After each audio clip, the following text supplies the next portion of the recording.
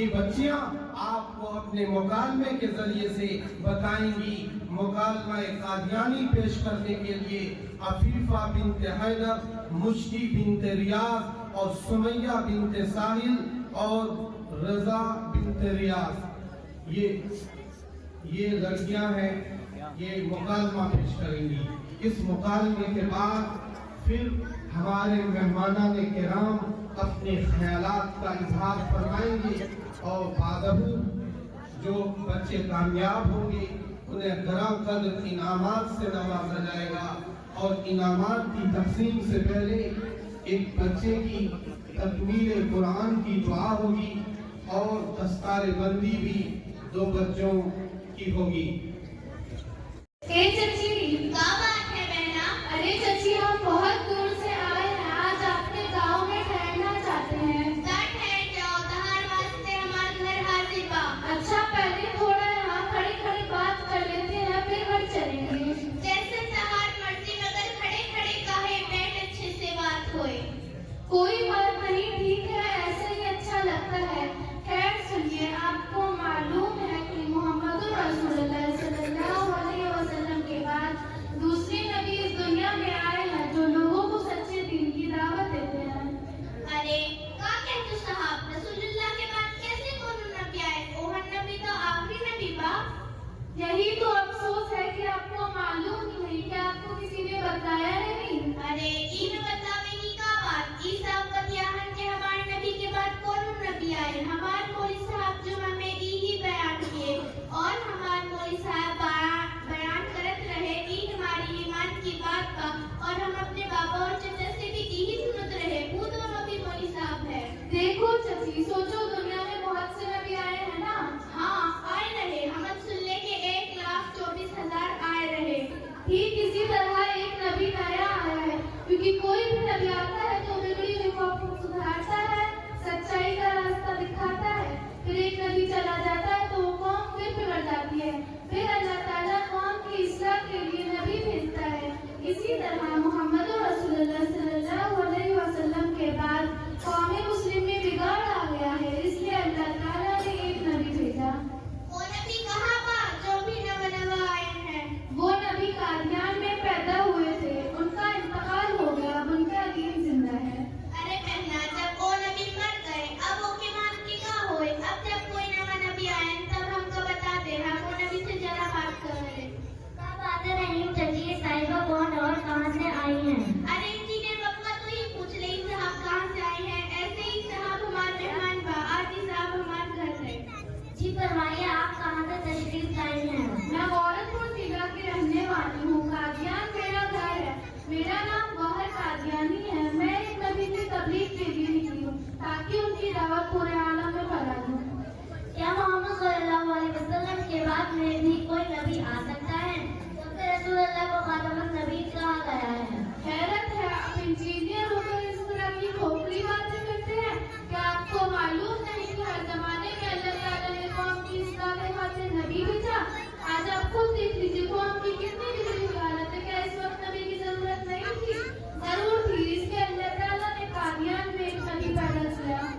तो फिर खातमुन नबी जो कुरान में लिखा है, हमारा में तकरीर करते हैं, मुफस्सिरीन तशरीह करते हैं, नाउज़ुबिल्लाह बेकार की बातें हैं कि इसका कोई मतलब नहीं। इसका मतलब है तो ये मैं नबी होने का कोई सवाल ही नहीं होता। It is impossible mister Goyal, you are wrong, आप गलत बोल रहे हैं।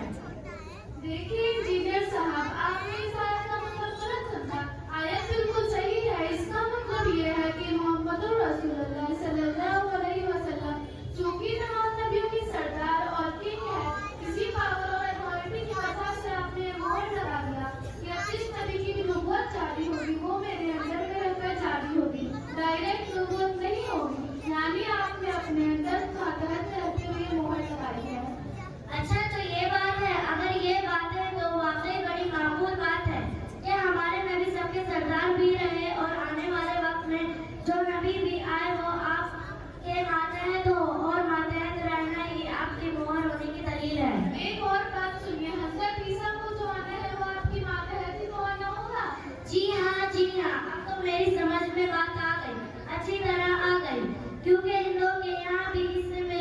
की बात है कि जब अधर्म बढ़ता है तो धर्म का अपमान होता है।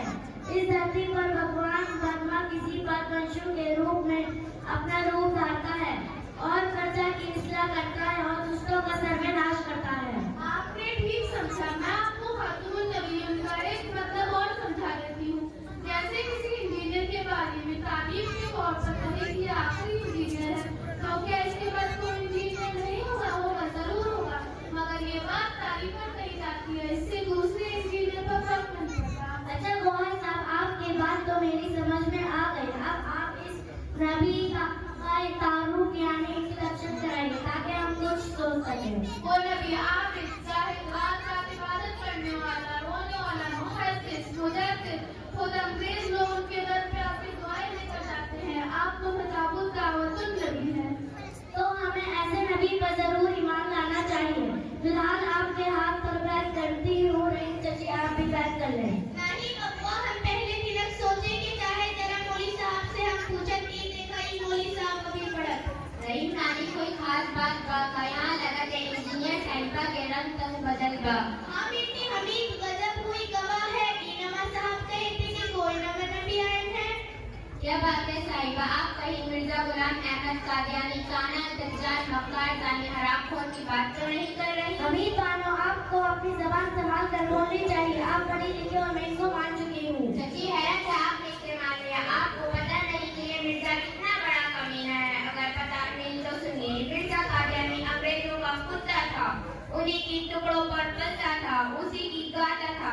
जिस वक्त शाह अब्दुल अजीज रहमतुल्लाह अलैह की फतवे की बुनियाद पर सारे हिंदुस्तान अंग्रेजों के खिलाफ मुसलमान जिहाद कर रहे थे, उस वक्त अंग्रेजों ने इस सूअर को नबूवत का ताज पहना दिया और इसने जिहाद के हराम होने का फतवा भी दिया।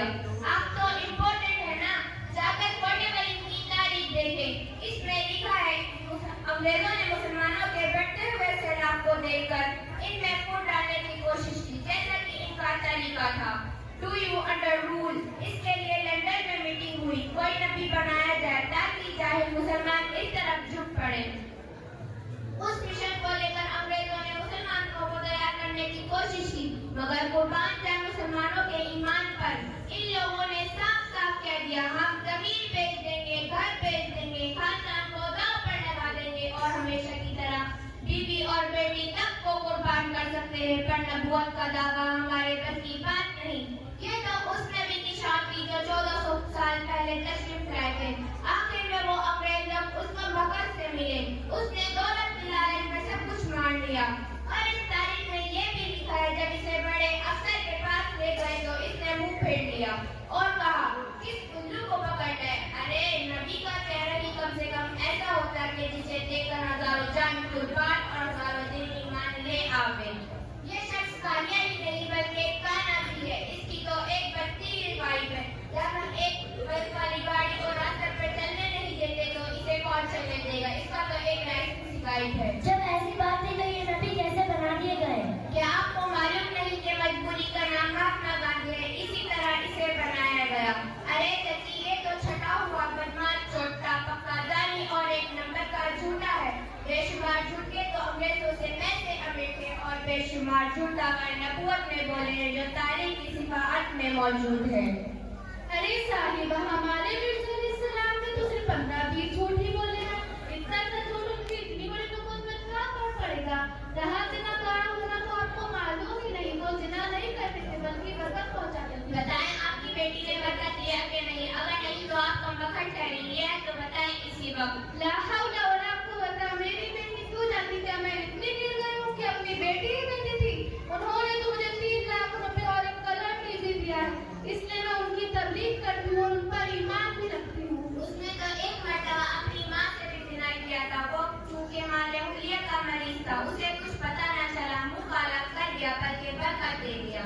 अब हम आपकी बात सुनने को तैयार नहीं। आप झूठे हैं।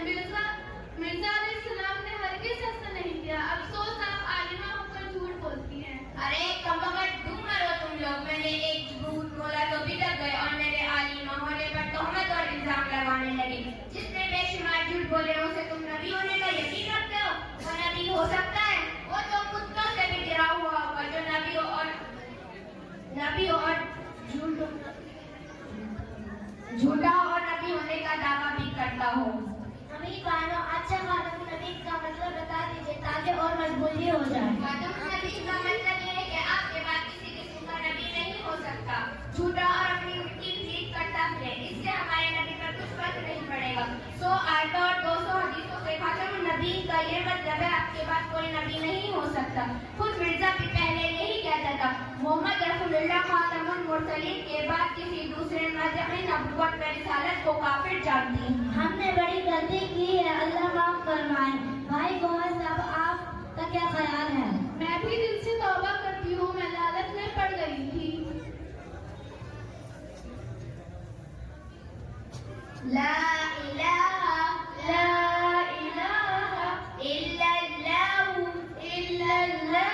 मुहम्मदुर रसूलुल्लाह। रसूलुल्लाह। अस्सलाम वालेकुम।